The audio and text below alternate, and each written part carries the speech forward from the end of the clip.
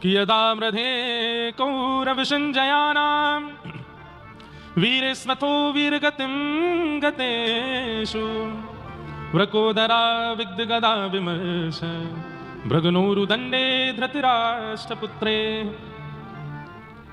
महाभारत का युद्ध अपने अंतिम पड़ाव पर चल रहा था और उसी समय भीम और दुर्योधन के बीच में युद्ध हुआ। भीम ने अपनी प्रचंड गदा का प्रहार दुर्योधन की जंघा पर किया और दुर्योधन को निर्बल बना करके पांडव युद्ध जीत गए। बहुत ध्यान से सुनिएगा बंधु, सब लोग इधर देखिए। यह संसार एक महाभारत है और इस महाभारत में हम आप सब लोग ही कौरव हैं और पांडव हैं। पर कौरवों की पहचान और पांडवों की पहचान स्वभाव से होती है। कौन कौरव है, कौन पांडव है। पांडवों की पहचान सुन लीजिए, क्योंकि 5 ही हैं पांडव, कौरव तो सैकड़ों हैं। अगर ये 5 लक्षण आपके अंदर हैं तो समझिए इस महाभारत के आप ही पांडव हो, और इन 5 लक्षणों से विहीन यदि आप हो तो आप इस महाभारत संसार के कौरव हो। आपकी हार निश्चित है। मतलब कौरव का मतलब बुरा नहीं, पांडव का मतलब अच्छा नहीं।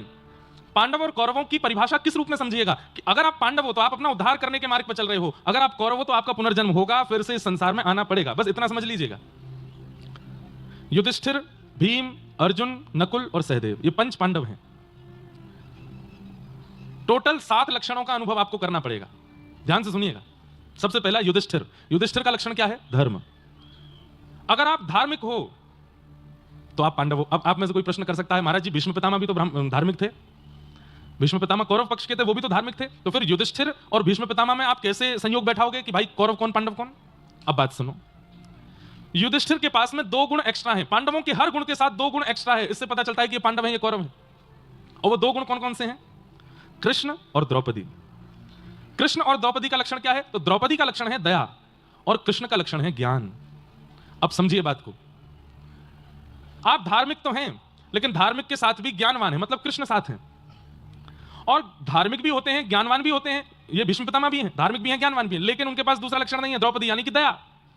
तो धर्म के साथ ज्ञान और ज्ञान के साथ में दया, अगर ये 3 लक्षण हैं तो आप पांडव हो, आप युधिष्ठिर हो, अपने युद्ध में जीतोगे। इस कलिकाल रूपी महाभारत में आपकी विजय होगी।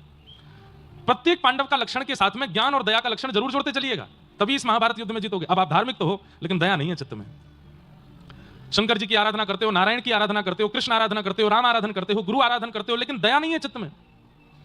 केवल नियम समझ करके, केवल उसको धर्म समझ करके, एक प्रैक्टिस समझ करके आप धर्म का पालन कर रहे हो, लेकिन दया को स्थान नहीं दिया है, तो आप अपनी जीवन के महाभारत में कहीं ना कहीं हार जाओगे। दया होनी जरूरी है। इसलिए 5 पांडवों की एक ही पत्नी है, द्रौपदी, यानी कि दया।